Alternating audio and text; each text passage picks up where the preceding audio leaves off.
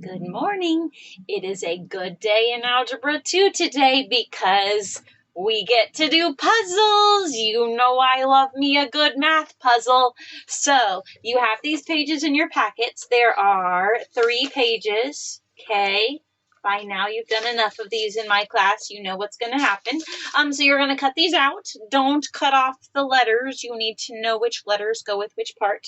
And the upper left is the original function. The next one is the inverse function.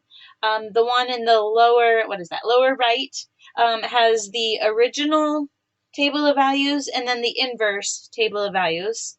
And then the fourth box is a picture of both the inverse and the original function.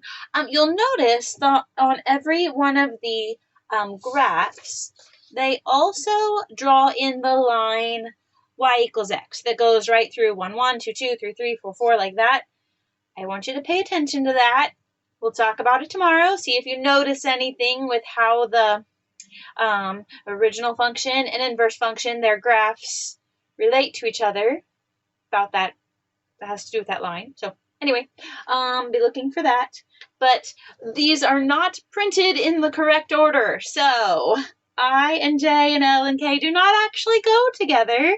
That would make it too easy. So you have to cut them all apart and then figure out what goes together. And then there'll be a quiz on the next page of this module for you to enter them with multiple attempts so that you keep working at them until you get them right. Okay, so remember to find an inverse.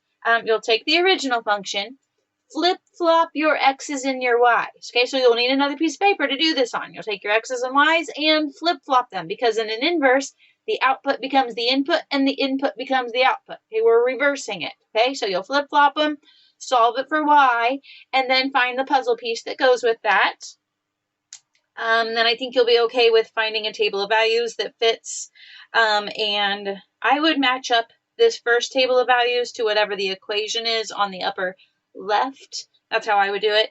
Or you could go with the one on the right, and that will match to the inverse function. Okay, so either way. But if you have these two paired up already, you'll know which one this will go to by just matching to one or the other. Okay, so I hope that makes sense. So enjoy. Unfortunately, this is your last puzzle the semester unless I can find another one. I'll keep looking, but so far that's all I got. So enjoy it. So, okay, remember that Jesus loves you and so do I. So do your math.